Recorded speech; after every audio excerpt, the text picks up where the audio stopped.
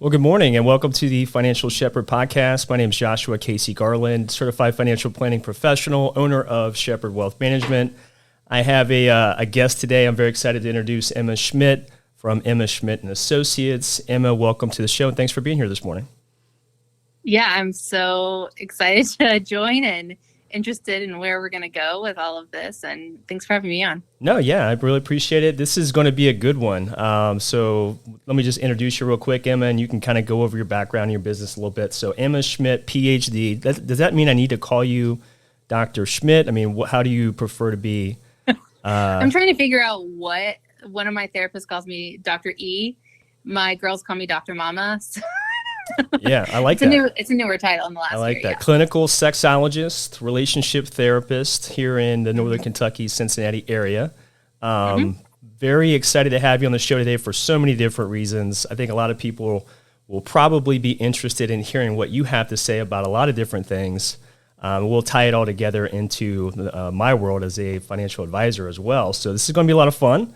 But before we do that, I know you pretty well. I know your family pretty well. We've been associated together for the last couple of years. Got to know you guys through a church environment, what they call couples camp, and I've really enjoyed spending time with you and your family ever since. So really appreciate you being here, Emma. And I guess, do you want to just introduce yourself real quick to everybody that's watching, listening, kind of give them your background, your business, and that sort of stuff? Yeah.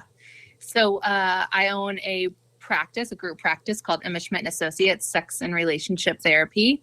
And I started this business 11 years ago in a field where people weren't really interested in sex.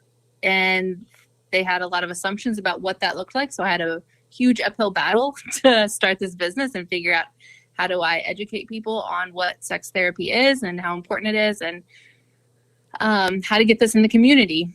Yeah, I mean, I got to imagine, sitting around and you're thinking, okay, there's a need here that I think I can fill, and there's really not anybody else doing it, right? So I guess, how did you make the decision, like, I'm going to be a therapist, I'm going to help out people with relationships, but I'm also going to have a specialty in sex therapy? I mean, I just can't imagine there's a lot of kids or people in general just sitting around saying that that's the, career path that I'm going to go through. So how'd that happen for you?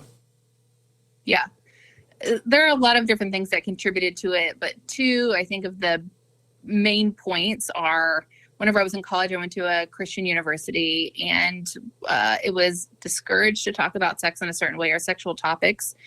And so I had a lot of girlfriends and a lot of friends who were interested in these topics, but we were highly monitored in terms of getting that education. And so I thought that this was unfortunate. And so I would do my own research somewhere else and try and get them this information back at our campus. And thankfully, our campus let me do a few seminars around talking to kids about sex, or some sex education pieces, which were pretty taboo at that time.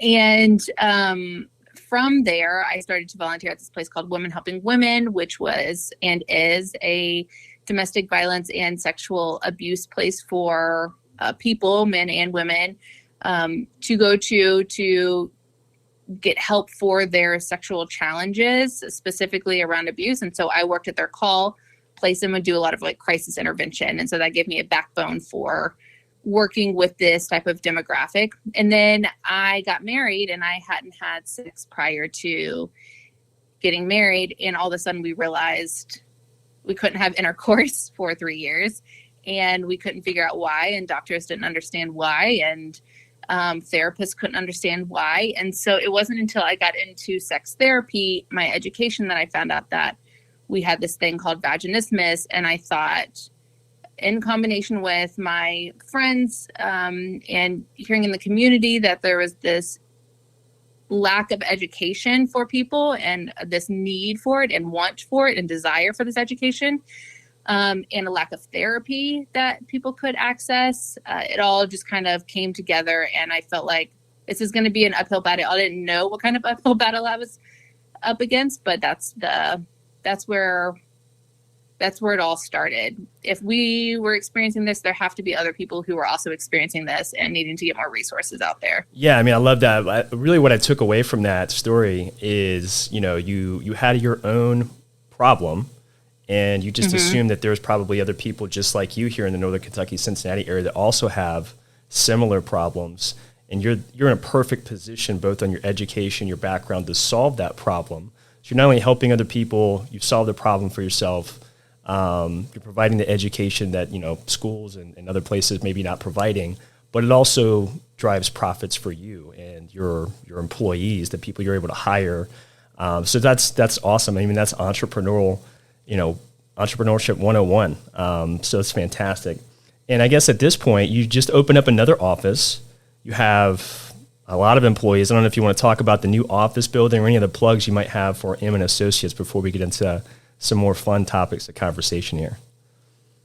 Yeah, so we have 4 places. So we have our Cincinnati Hyde Park location. We have our Fort Mitchell location.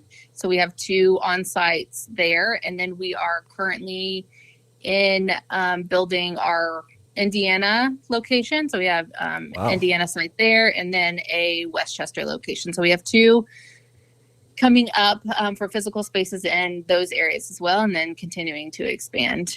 And how many associates at this point? We have 20-something people on our 20-something people on our team.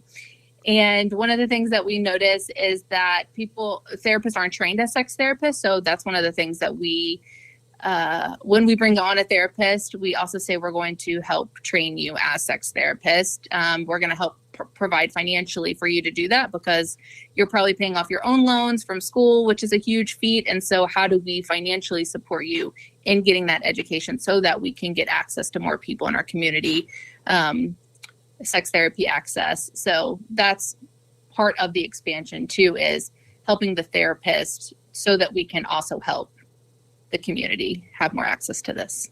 That's awesome. And I guess for you specifically, is there like a goal in mind? Like, I want to grow nationally. I want to be a publicly traded company. Like, what is the goal for Emma Schmidt and Associates, I guess, thinking out 5-10 years from now? Yeah. 5 years ago, I sat down with another professional and they asked, like, what's your end goal? Are you planning on selling? And I was like, I don't know what the fuck you're talking about. Like, as a therapist, you don't think about selling your business. You don't think about anything else outside of like trying to meet like the rent. Like therapists are known to not make much money because of their kinding hearts, and they don't set themselves up for being financially stable. And so that's just like a general practice among therapists. And so we wanted to do something a little bit differently.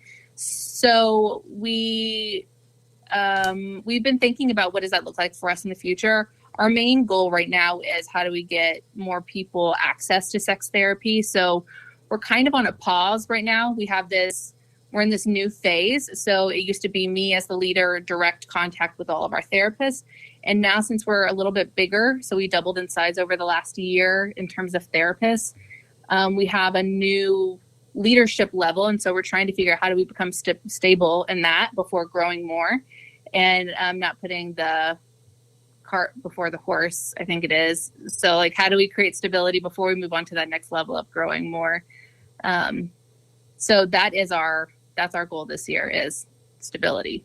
Now, did you get so when I started my business, June of last year, I did it during a pandemic, second business I started, but in every idea that I have that I move forward with, I've always had people in my own family, not necessarily discouraging, but giving all the warning signs, it's really hard to start a business, and you got all these other things going on around the world. Are people really going to be, excited to work with a certified financial planner when, we're not really sure what's going to happen here over the coming years? So all the general things that you would think of when you say, hey, I'm going to go start a business, even your closest loved ones are maybe not discouraging it, but definitely giving you like, hey, be aware of this, even though they've never done any of the things that I'm trying to do right now themselves. So did you have to overcome any of that, or were you just like saying, hey, I'm going to do this, and just everybody was there to support you and back you up? So I probably come from a different story, almost everybody in my family has owned a business. Okay. Or currently owns a business. Yeah. And so I think from a young age, I just saw entrepreneurship all around me. So I never thought that I couldn't do it. The only thing that I thought I couldn't do were maybe educational institutes that said I wasn't smart enough to do it based on, the way that the world works and the way somebody says you're smart or not. And so I think there was always a level of I knew I was going to be a leader. I just didn't know how or in what capacity. But owning a business is probably something that I thought of from a young age. And my sister and I even thought we would own a business together. We both do really similar work. She's not in the sex therapy field. So my family, people close to me, have always really encouraged me and supported me. And it hasn't felt like a struggle on that end. They've, if anything, given me tools for what they've done in the past that have been helpful or not helpful, like cash flow issues or hiring too quickly or growing too quickly or, a bunch of other random 1099s versus W-2s and, you don't want to go to jail. Of course All those not. things are really helpful. Yeah, no, that's awesome. That's a different, so we do a lot of these podcasts. I think we're on number 11 or 12 here at this point, and I had a lot of business owners on here. We were kind of chatting about this before we started this podcast today, in that I think there's a lot of people out there that have jobs that maybe they're not 100% satisfied with. I'm sure you probably hear that through some of your conversations with your clients. And I think that they're capable of so much more. I think they maybe inside know that they're capable of a lot more, but they let life or, these other words that other people say about them, whether they're not smart enough, they're not capable enough, and they just kind of accept it as reality. And they end up, punching the clock every day for 30, 35 years.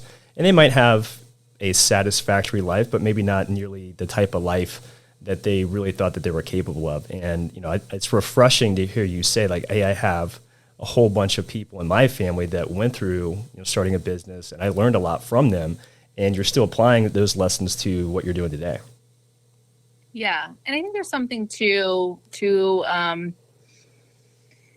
I'm a big person of well, let me show you what I can do. Mm-hmm. You're undermining me. I think it's simple. So we both did CrossFit together, and there was something maybe unhealthy about CrossFit for me that I was like, you're putting a timer up against me and a bunch of people. I'm going to show you that I can win. Mm-hmm. And I'll also have a bunch of broken bones trying to get there.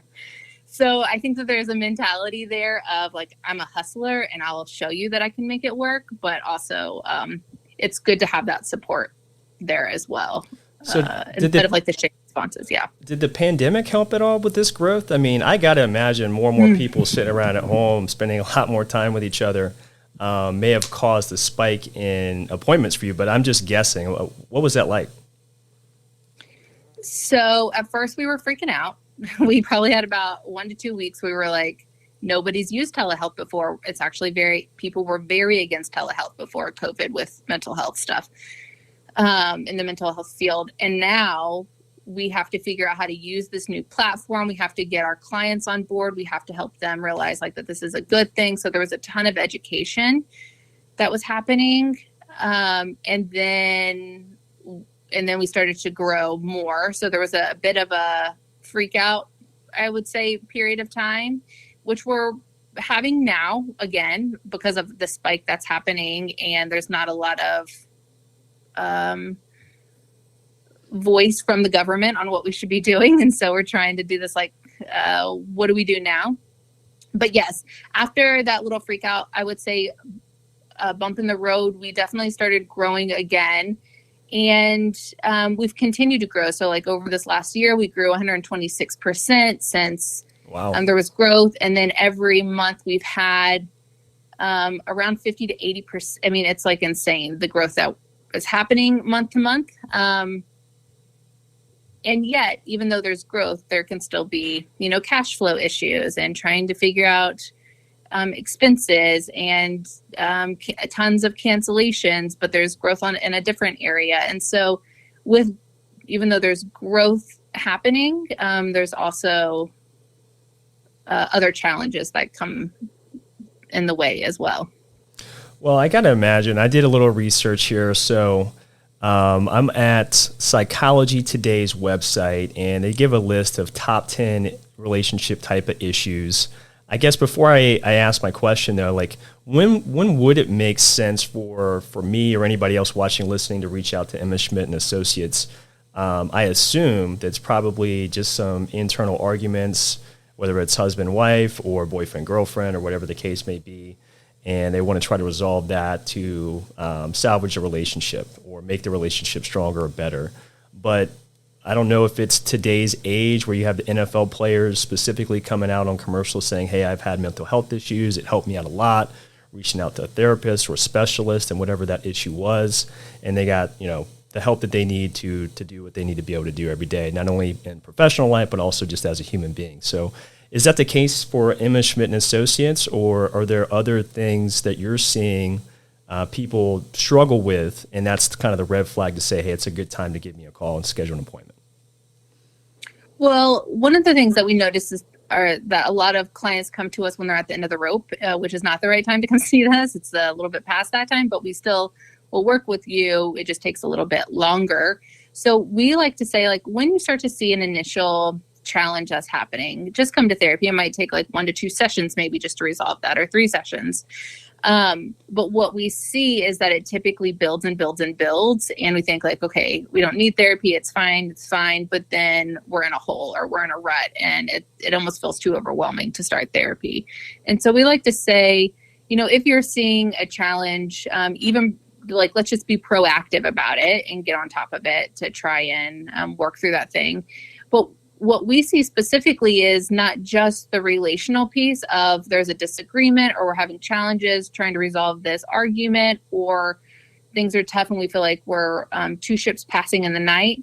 We see a lot of young people who are having a ton of anxiety, who are experiencing erectile dysfunction because the pandemic is creating a ton of anxiety, or there's a lot of pressure put on young people around, okay, you see somebody on Tinder or one of these apps and you go out on a date and it's expected that you have sex the first night. Like, that's incredibly anxiety provoking. Or you are watching, I don't know, some show, Sex in the City, and you realize like, I don't want sex ever. There's something wrong with me. Right. Or, I thought I was getting into this relationship so I could have sex with my partner all the time, and it's not happening the way that we thought it was going to happen. Or, a myriad of other things, sexual pain. And so I think there are all these other areas that are also coming up in the sexual or in the relational piece that people don't realize that you can get help for, and that there are people like us there to help work through those things. So they'll go to their medical professionals or whatever. And one of the challenges that we see are that a lot of medical professionals aren't trained in sexual challenges, especially urologists and gynecologists, which is interesting. They don't get that education. It has to be an elective that they choose to take. And most people are going to choose taking a surgery class over a sex ed class. And so there's just a lack of resources to help. We're trying to get out more through our SEO team to help educate when somebody's Googling how they could get access to help. Anyways, so to answer your question, usually people are coming in at the end of their rope, but what we would really like is for people to notice just like a slight, like some symptoms that are coming up, like, man, we're really disconnected right now. How do we become proactive about our situation? That's awesome. And, I assumed before I did my research today that obviously money is a big part of relationships and life in general, whether you're married or you're not married. And it could be a brand new marriage or somebody that's been in a relationship for decades, and money always seems to be at least a part of that. I would assume meeting with somebody like yourself. And then when I did my research today from Psychology Today, quoting from this article, is money issues and disputes tap into some of the deepest psychological needs and fears, including and not limited to trust, safety, security, power, control, and survival. And all of that, I'm sure, is right up your alley of ways that you can help people with all of those psychological needs and fears. But do you get that a lot in the relationship therapy sessions? I know that you kind of have a specialty in sexology. But I'd have to assume that that's at least a part of the conversations that you're having with people on a regular basis. About money. Yeah. Yeah. So it's one of the top relational disconnects for people, discords that these big research people in our country who check in on relationships and what leads to divorce. And a top one is financial disconnect or challenges that people get themselves into. And so one of the problems then is, why would I spend money then to go into therapy? I don't work as much with the money piece, if I'm going to be honest, because, well, I'm not entirely sure why. It just hasn't come up as much. Otherwise, I would probably spend the time researching more into that. And so the top two would be sex and then also financial stability and financial concerns. So like with anything, you're coming in with your own history of money or what you've seen your parents do or the people you were raised with, how they handled money. And then that is a modality that you come into within your own relationship, how I'm going to or not going to spend money. So I saw my family spend it frivolously and we were always in debt and we couldn't afford anything. I'm going to do the exact opposite. I'm going to be really in control of my money. Or we were never able to do anything because it was so controlled. So now I just want to go on all the vacations and have the luxurious things or whatever. Both of those things are on the opposite end of the spectrum. And so there's a level of, what is your history with money? What is your family history with money? What is your mentality about money? And how are you both coming in with those mentalities about your financial stability or how you spend money? And how do we get on the same page? Do you all have your own separate accounts? Do you all come together? Do you all pay certain bills? Like, what is going to happen here? And so very much in the same way as communication, there is a financial communication and understanding that you have to get on. In the same way with sexual communication, you're coming in with your own history of sexual interactions. And so what do we do with that when we're coming together financially? What are we going to do and how are we going to communicate? How are we going to come together as a team, knowing that we're coming potentially from two different spots and understandings about how we're going to spend our money financially? Yeah, I would just, just being on social media, right, and, haven't been in the dating game for many, many years, coming up on 5 years of marriage with Nicole in March. Very excited about that. We're going to do some celebratory things. But pre getting married, everybody was on Match.com or some other sort of dating app. And obviously they're on Facebook and Instagram and all this other stuff. And sex and money are a big part of American culture, right? You got the one-uppers, or everybody's having this Instagram type of lifestyle. Like, look how great my life is. I have this awesome vacation, seen in the background with a nice car, whatever the case may be. And that's also their profile picture for, Match.com, right? The idea is if other women, or for you men, if you were single, see me doing all these awesome things, it makes my reality or my perception of reality saying, hey, I have all my stuff together financially. I can do all these awesome things. And if you go on a date with me, this is something that you can be a part of as well. And I think that there's probably a lot of people with that expectation going into a relationship, and then they actually find out, well, we're putting all this stuff on our Amex card and paying 24% interest. And at some point in time, the music's going to stop, and you're going to have to deal with all of that debt that's racked up. I mean, that's a big thing that I do for a lot of people. They come to me initially, specifically the younger folks, saying, hey, I don't have any idea where money goes. And I end up doing a budget, taking 3 months of financial statements and showing them their cash flow.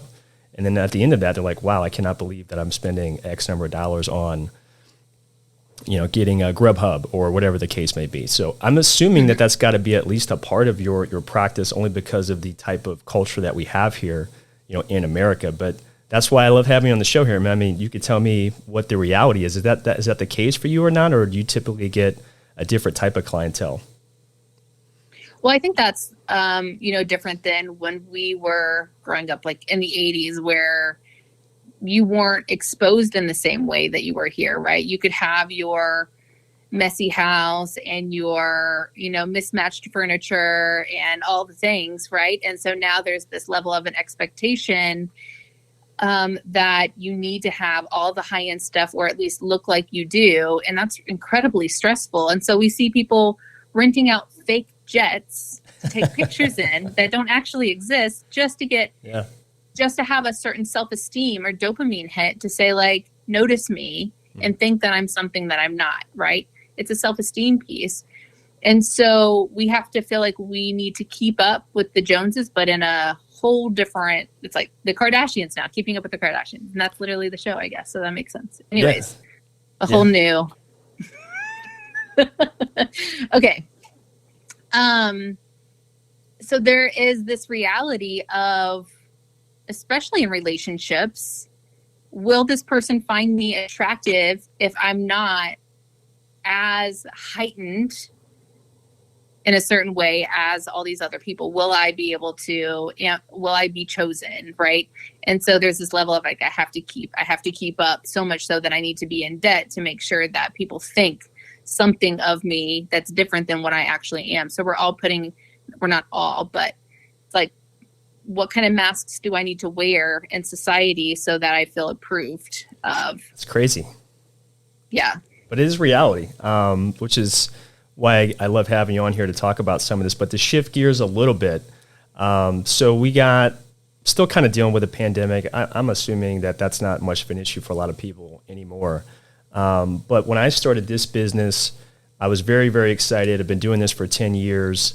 I overcame all the mental hurdles, and now we're here established, $30 million in assets under management here at Shepherd Wealth Management, just started in June of last year. But kind of looking into the future, right? We're trying to figure out what's going on right now with inflation and interest rates. And I know that this isn't a big part of your day-to-day life as far as following the markets and, reading Barron's and the New York, stock exchange type of information. But do you personally, as a business owner, feel the inflation effect that a lot of people are talking about right now in the news? Yes. So we feel it in our rent and all of our expenses. So one of the things we have to do then is we have to adjust all of our fees, right? We have to adjust all of our therapist fees, which is challenging when you're, laid off of your job, or you're trying to figure out how to, the government's not giving you that money anymore to help you sustain until you can find the next job, or, whatever that looks like. And so we have clients coming and the prices look really large. Like, I don't want to spend this amount of money on a therapy session. I'll just push it aside and deal with it on my own and do like a free meditation thing online, which I would do that as well. So, the problem, oh, go ahead. I was just going to ask, like, what would you charge? Like, if I were to call you up and Nicole and I came in there for an appointment, like, what would that look like? So our fees range from really we have an intern, and so she's $60, but they range from $110 to $250. And one of the things, and that feels like a lot for people to invest in as a client. One of the challenges, I think, among therapists in general is, okay, I should then reduce my fee so that it can be affordable. But then a lot of therapists aren't making rent for themselves personally. And so we have this really interesting thing happening in the therapy world, where there's some of us trying to challenge that mentality of you're investing in yourself. And also we need to make a living for our employees. And this other side of, we want to take care of the world and take care of each other. And how do we do that at a reduced rate so that people can actually come in and afford therapy? And that's a really interesting place to be in of, hey, I'm going to set my rates higher because I have bills to pay, and also want to do things like buy groceries and go on vacation and stuff. And I think that's okay. And also people need to be able to afford therapy. So it's a really interesting place to be in. Yeah, I mean, I use the line from Warren Buffett. I think he said it best, is that price is what you pay and value is what you get. So to your point, it is an investment, not just, in yourself, but in the relationship that you have with this other person, which, it's difficult to put a price tag on that, right? If you really care about keeping that relationship, I think it is truly an investment, not an expense. And that's the way that I think that you're trying to help people see that, and that's the way that I'm interpreting, the answer to the question there. But For you specifically, as an entrepreneur, obviously making money, being in business for profit, having these growth goals over the next 5-10 years, even though you've grown substantially over the last couple years. I know you don't spend a lot of time doing market research, paying attention to what's going on Wall Street on a day in and day out basis, but I'm sure that you probably have some specific goals that you would like to get accomplished. And would you care to share any of those goals? Is money to you, is it like a source of safety, knowing that, I'm going to be okay no matter what happens? Or is it, hey, I'm capable of a lot, I want to maximize my full potential, and it's not necessarily for retirement, but I just want to be able to accumulate assets so I can grow, so I can help other people, maybe open myself up to other opportunities. So I guess my real question is, like, what does that money mean to you as you continue to grow and expand and help other people? Yeah. So I would be lying if I didn't say money was important to me. It's not just about helping, save the world. Right. But so ideally the way that we're growing is pretty consistent and predictable, which is nice. It feels predictable when we look at our numbers. And Manuel, my husband, is in market research. And so he's really excited about looking at all the data, helping us interpret all of that. So we're big on trying to figure out, okay, based on the last 5 years, how can we then predict what the next 5 years might look like? Now, nobody can predict the pandemic stuff, but we've still been pretty predictable as we've continued on. What our hope is that because of that growth that we are predicting, can we then offer more things to our employees, like salaries, or could we help provide stability for the people who work for us? We just started offering health benefits. That feels like a huge win for us. Yeah. Different locations, more locations. We're opening up a sex therapy school so that we can provide more education to people. So it's things like that that are part of that financial growth that allow for more availability to bring in our mission of getting more access to more people for sex therapy. And so as we grow, that financial growth has to do with the mission of, if we have a school, we're able to get more people access to sex therapy as therapists so that there's more accessibility for sex therapy in our community. If we can get more people, more locations in areas like rural areas where there isn't anything like this, that feels like a win. But we have to keep growing so that we have more capital to be able to do that as well. Thankfully, I don't even know how this has happened. We haven't had any loans. We don't have any debt. We keep it pretty close to the whatever that saying is. Caller, is that a saying? Yeah, it is, definitely. Does it make sense to what I'm saying? 100%, yes. Okay, cool. No, I mean, yeah. What I love about the answer is there's not a definitive end game per se, other than we want to grow. But you have an idea of what growth looks like because you've kind of experienced here recently. You've seen some of the challenges with growing. Even though growth is good, there is challenges that come along with that. But what I love the most about it is there's a process that you've taken on and been able to repeat that process as you've been growing. And that is the best way to get the predictability that you're seeing right now. And I think that, kind of shifting that into my world, what I saw for most people, what most people are looking for out of an advisor, in my opinion, is that they want to achieve a specific goal. That goal is growth. It could be 8% or 10% or whatever that growth goal looks like. And they have a number of years, just as you do as a business owner, and it might be 10 years, 5-year goals, 20-year goals, whatever the case may be. So yes, I want this goal, I want to achieve it, and I want to take as little risk as possible to make that happen. Can you help me do that? And what it feels like, an uncontrollable risk-on environment in the market. Like one day it's up 600 points. Yesterday it was down 1,000, and it ended up the day as a positive market game. So all these people are coming and looking at the market.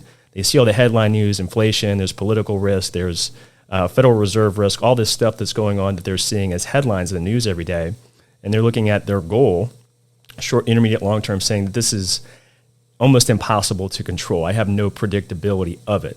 But what I'm able to give them, based on my experience with working with thousands of clients and the education I have and the 10 plus years I've been doing this as an advisor, I'm able to give them control over two things. One is the risk that they take to achieve that goal over time, and two is predictably being able to achieve a specific return consistently in what feels like an uncontrollable environment. And there are processes and steps that we can take to ensure that happens. And that's what people love, that comfort of, I'm not 100% sure what the future is going to hold for certain, but I know if I do these things day in and day out consistently, I'll be able to ultimately get my goal accomplished and see some consistency with that and some predictability with that. And retirees love that more than anybody else because they no longer have that W-2 paycheck anymore.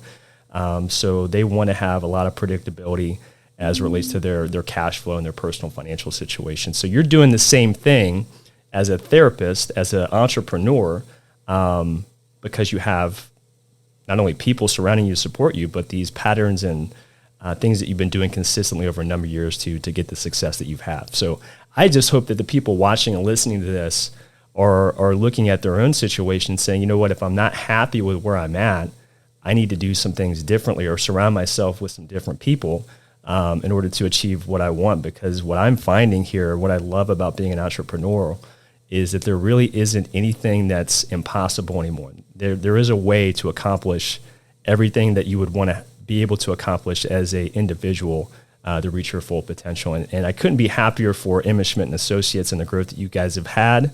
And I know that you'll continue to see. So I really appreciate everything that you kind of shared here with us today, Emma. Thank you. Yeah. And I think this is helpful too. And one of the things that I would wrap up with is whenever I first started, I would have to go door to door. Like that was the type of marketing and entrepreneurship that I would have to do, which took a lot of time. Today, it feels like an entrepreneur world. Like if you have so much access now to do this, it's really about like the belief in yourself too. And there's a quote that you had put up on your Facebook that said like, have a plan, make a strategy, like, figure out like what that plan looks like, stick to it. It's going to feel hard. There's going to be success that comes. There's also going to be bumps in the road, but keep to it. Like, don't merge off of it. Like, try and stay solid in that, and then growth will come from that.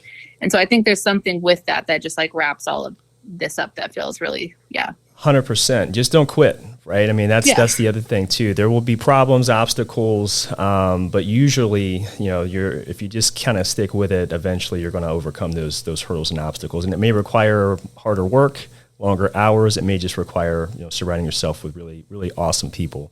And it sounds like you're doing that at Emma Schmidt and Associates. So again, I couldn't be happier. I can't wait to see the future growth. And any other plugs you want to drop in here before we wrap up, Emma? Phone number, website, or anything like that? Call to action. This is like a typical call to action, part of the, yes. So you can go to our website, emma-schmidt.com.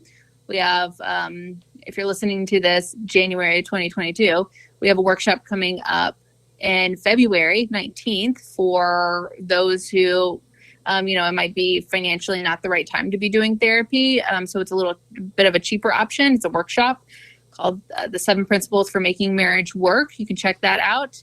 And then we have a ton of free resources that's important to us on our website, videos that you can watch that we've done of presentations or Q&As.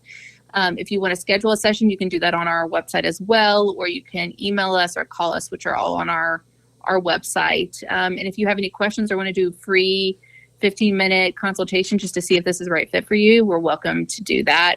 But really, we just want to meet you where you are and be able to get you access to what you need. So. Yeah, and you're guaranteed to have an awesome conversation. You're pretty much guaranteed to walk away feeling better. You probably have a better relationship and sex life as well. I mean, that's what you do. And a big problem. Well, I can't guarantee it, but the closest thing to a guarantee. Yeah, I mean, I totally get that. So I appreciate it, Emma, for hanging out here with us today on the Financial Shepherd podcast. My name is Joshua Casey Garland, certified financial planning professional, owner of Shepherd Wealth Management. Don't forget to check out my website, shepherdwm.com. There's a link at the top of the page. It'll take you to the YouTube channel that we have so you can watch all of our podcast shows. There's also a link to our Spotify channel where you can download the Audible version of our podcast and listen to it while you're driving to your appointment to go see Emma. And of course, don't forget to follow us on Facebook. Again, this has been a great pleasure of mine, Emma. Look forward to doing with us again in the future, hopefully. And I hope everyone has a great rest of their day. Thanks, Casey.